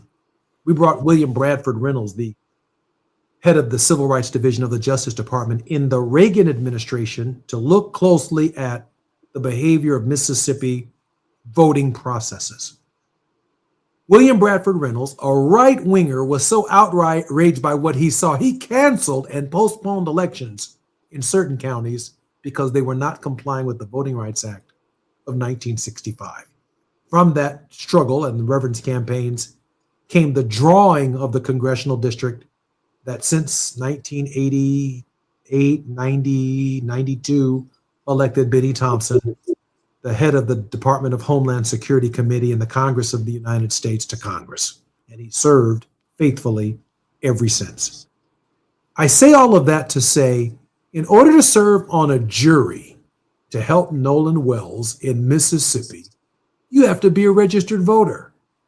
But the same state that one struggled and made African Americans register twice to vote once in 1988 and before, the same state that is opposing any kind of federal investigation of what took place on federal land in and around the state of Mississippi, the same state and governor who called Benny Thompson a terrorist less than 6 months ago, and that we need to do away with his congressional district, we are being asked to tell our voters in that state, who in the past have had to register twice to vote once, why the midterms are so important and why they must vote and register, the barriers that Mississippi has erected notwithstanding. Help us through the difficulty of our enthusiasm, because if we can't get justice for Nolan Wells, how are we supposed to elect in Mississippi the candidates of our choice? So a couple of things that I would say to that. One are the words that resonate in my memory that your father would often say to us. It's in moments like these that we should not get discouraged. We should get determined, recognizing that the adversity is significant. Let's not downplay it. However, if we remember our own history, if we remember our own persistence and resilience over the many years since let's just use the 250-year ago signing of the Declaration of Independence, we have not arrived at this place because somehow or other the government found some altruistic impulse and decided they wanted to do right by us. We had to force the hand. The way we would force the hand is we also have to remember that Mississippi, that same state, was the state from which the first Black U.S. Senator was elected just because of the numbers at the time that Black men got the right to vote. It put Black folk in a position to impact an outcome. That same assessment is alluded to in the Kerner Commission report, that Black power, while we don't have majority influence, we have determinative influence. We can swing the outcome of an election. And our challenge has been, we've gotten caught up in the hype of a popularity contest instead of having an agenda contest and making very sure that we participate in such great numbers that every elected official knows that they're going to be held accountable. There's a reason why this president is trying to control mail-in ballots. There's a reason why this president is trying to make voting more restrictive on civilian citizens who are on the homeland than if we look at the federal law that governs military members and their families' ability to participate in federal elections while they're overseas.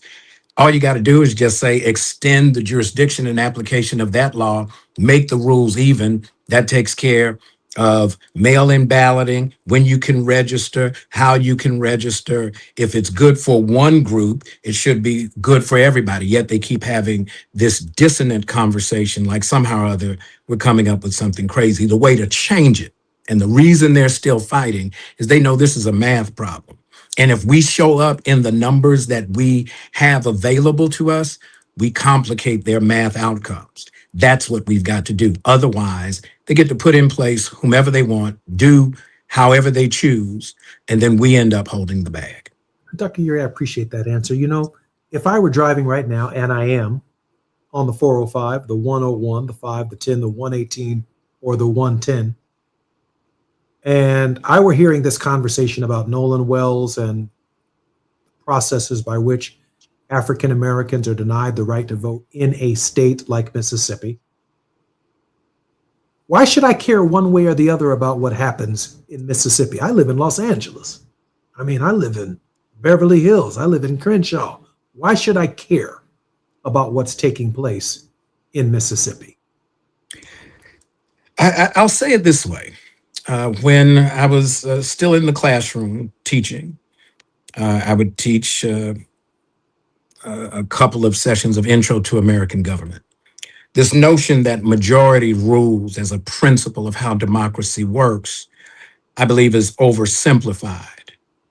It's the majority of those who choose to participate who rule.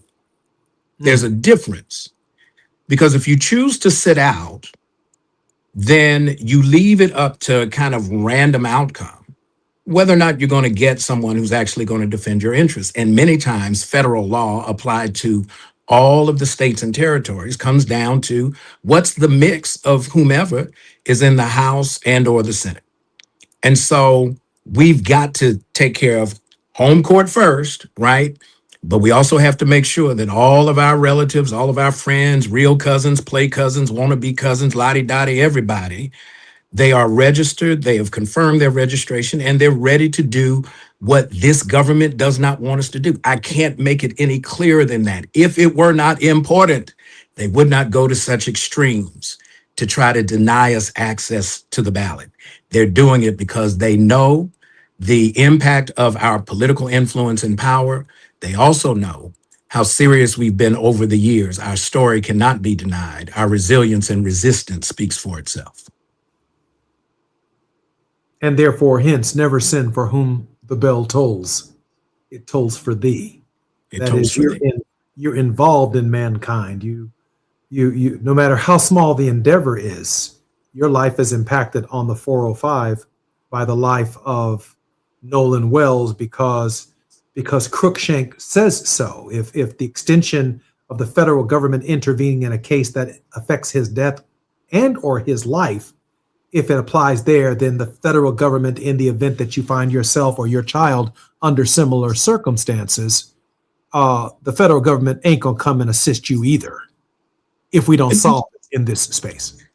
And all we need to do is look at recent votes. The margins have been so tight in the House and Senate in this Congress that many times the determining outcome of some of the votes has been actually one vote.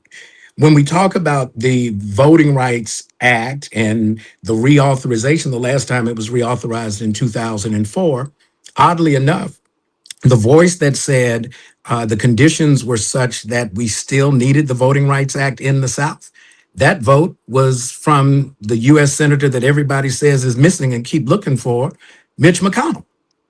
So it becomes clear that if we don't pay attention to history, if we don't pay attention to what folks say on the record, if we're not listening to what folks are saying when they provide public testimony under oath, then we leave ourselves susceptible to all kinds of random shenanigans, like having a housing guy head up national intelligence and getting rid of all of the key jobs of the analysts that we would need if there is really a sense that we need to protect our interests. When we come forward with Dr. S. Todd Yeary, he's also a very prominent lawyer who handles criminal defense cases all the time. I want to ask him a very specific question. If he were advising anybody who was on that boat in Mississippi on that particular island and under these particular circumstances, would you allow your clients to be conducting or giving interviews or making posts or making statements? I'm Jesse Jackson Jr., listening to the Jesse Jackson Jr. Show on KBLA Talk 1580. We're listening to Dr. S. Todd Yeary and the politics of our faith. More when we come forward right here on KBLA. While you're stuck in traffic, we can at least bring you up to speed on the news of the day. You're listening to Jesse Jackson Jr. only on KBLA Talk 1580.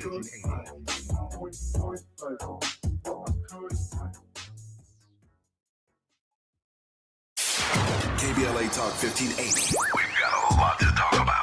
KBLA Talk 1580, connecting you with services and solutions. The Michael's Daughter Foundation is dedicated to inspiring youth and resilience through storytelling, arts, filmmaking, and enrichment programs for youth and families in under-resourced communities and system-impacted individuals. The Michael's Daughter Foundation is a 501c3 nonprofit providing free and low-cost arts programs to youth and families from under-resourced communities, both system-impacted youth and those affected by the incarceration of a loved one. 1 in 43 children in America have a parent incarcerated. 70% of those children are expected to end up in prison. Through filmmaking, animation, theater, and writing, they help young people express themselves, build confidence, and imagine new possibilities. Beyond the arts, they offer financial literacy workshops, emergency support, and scholarships. Because thriving takes more than talent, it takes access. To learn more about the impact of Michael Daughters Foundation and how you can be a part of the movement, please visit their website, michaelsdaughterfoundation.com. This is a community call to action from KBLA Talk 1580. You deserve a treat, a $10 bill credit treat. If you get an LADWP paper bill but go online to pay it, stop! Break up with your mailbox. It's time to go paperless. With paperless billing, bill reminders come straight to your inbox. You can access 7 years of past bills in your online account, and you don't have to deal with paper clutter piling up. It's a win for you, your time, and the environment. $10 bill credit for new LADWP paperless billing signups. LADWP.com/paperless. Hey, Mom, now that I have an after-school job, I think I want to buy a drum kit. Okay, Rockstar. Let's look at your account. When kids start making money, Chase has easy-to-use tools and expert bankers to help them learn how to manage it.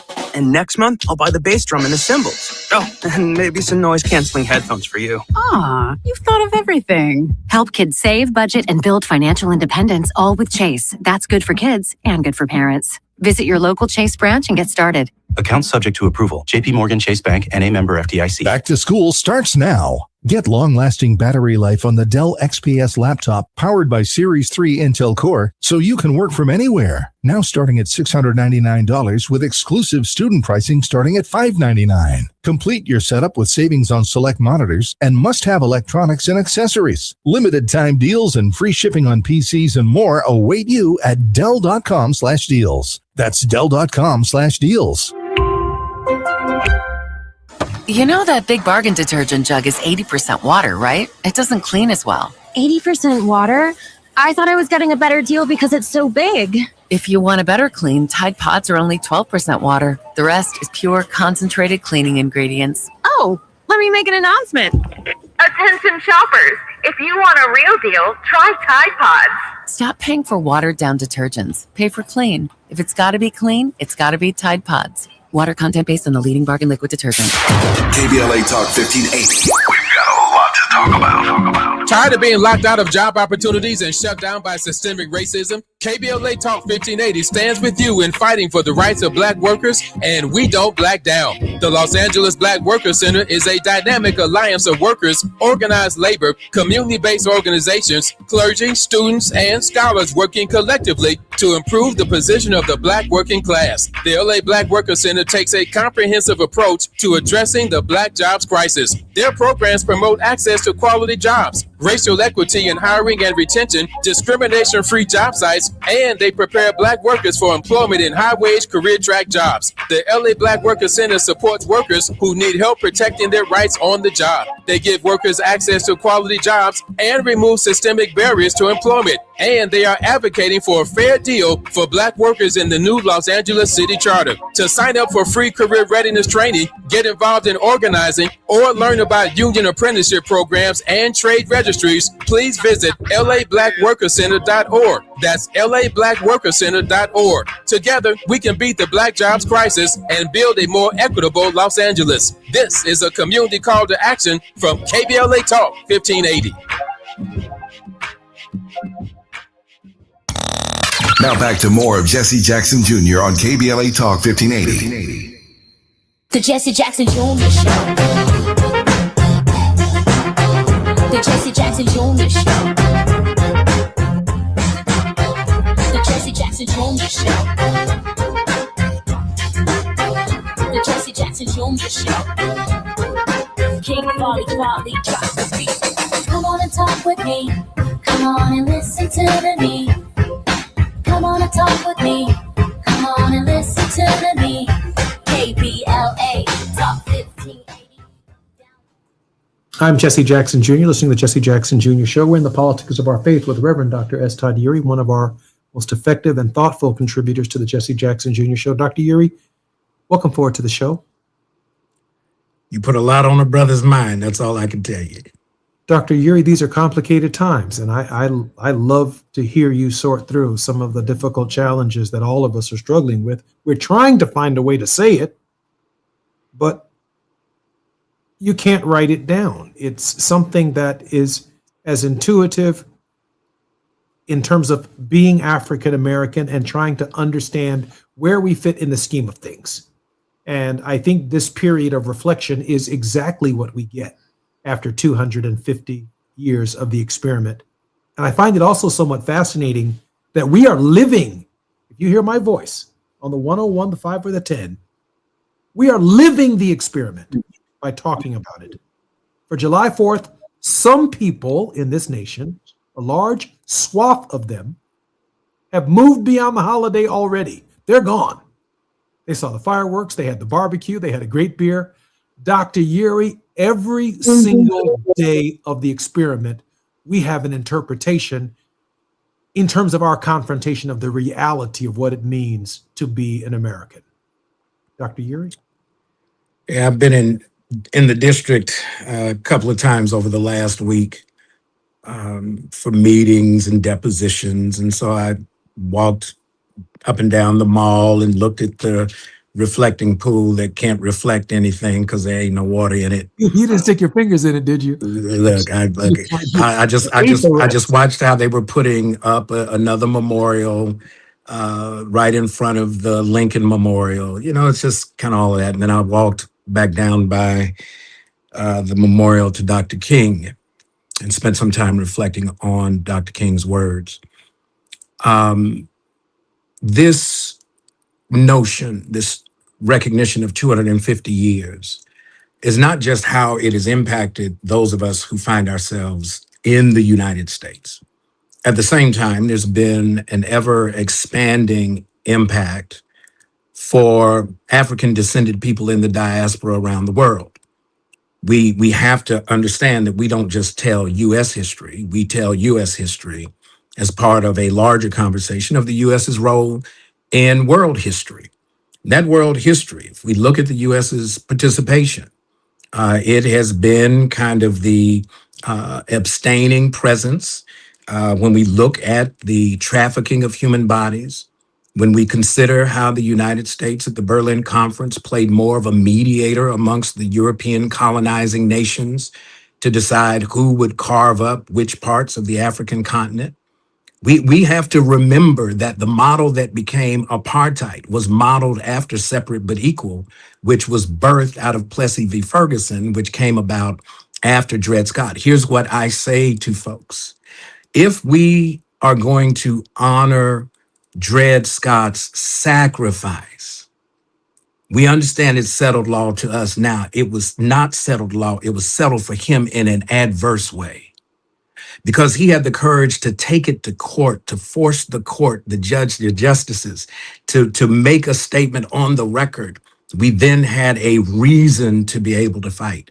If you need more of a reason to fight in this moment, you've not been paying attention. And so it becomes such a deep matter of urgency when I consider my kids and their peers. Many of them have never experienced this kind of struggle nor seen anything close to it. But if we are to make sure that this moment does not miss us because we sat out or we sat back, then I don't think there's any better way or less complicated way than to show up and vote, because it doesn't take a whole lot of effort to do it. You just got to do it. Dr. Uri, I'm so grateful for your participation and your contribution. I do want to make this one brief announcement, and then maybe we can close on your word of hope. Destination Crenshaw is behind schedule, years behind. Residents, businesses, churches, and artists were all gathering on July 30th at 6:30 p.m. at Bethesda Temple Church, 4909 Crenshaw Boulevard. The injustices that are taking place, from my perspective, are not just taking place in Mississippi. They are also taking place in Crenshaw and in Lamert Park. If you cannot join us in person Thursday night at Bethesda Temple Church, 4909 Crenshaw Boulevard, you can join us in person Thursday night. This public hearing will be broadcast live on radio and streamed live at KBLA Talk 1580. Dr. Nee Quartelai-Quartey will be hosting along with Tavis Smiley, who will be moderating the town hall at 6:30. Don't be late. Don't miss it. And be on time. Dr. Uri, we have about 3 minutes before we come forward with our program, and we're asking for your word of hope. Well, a couple of things. One, we have to recognize that oppressive thinking, racial animus, does not observe geographic boundaries. When we talk about what's happening in Mississippi versus what's happening in California, or what's happening in Illinois, or what's happening in Maryland, those boundaries are penetrated with something as simple as a text message, a cell phone call, any number of things, social media posts. So we have to recognize that we really are connected, whether we want to admit it or not. But here's where I think for the moment, leave the consideration. One, our citizenship right of access to the ballot is an act of stewardship. It is not to give us an option to become spectators, though we can act on it by choice. If we know what it has actually taken for us to have the choice, we will be moved to be better stewards, better protectors of not only the right, but the outcomes. The second thing is that silence is a choice. Sitting out is a choice, and it has consequences. And so you may not cast a ballot, but your silence is going to either endorse your oppression or it's going to invigorate your oppressor. And so finally, we didn't pay the price to get here. We didn't. We got the benefit of somebody else paying the bill. We should at least pay them back by participation that they never got a chance to enjoy. That is how we live out our faith in a civic space so that we would do justice, love mercy, and walk humbly with our God. I'm Jesse Jackson Jr. You've been listening to The Politics of Our Faith with Dr. S. Todd Yeary on KBLA Talk 1580. More on KBLA Talk 1580 when we come forward. KBLA 1580.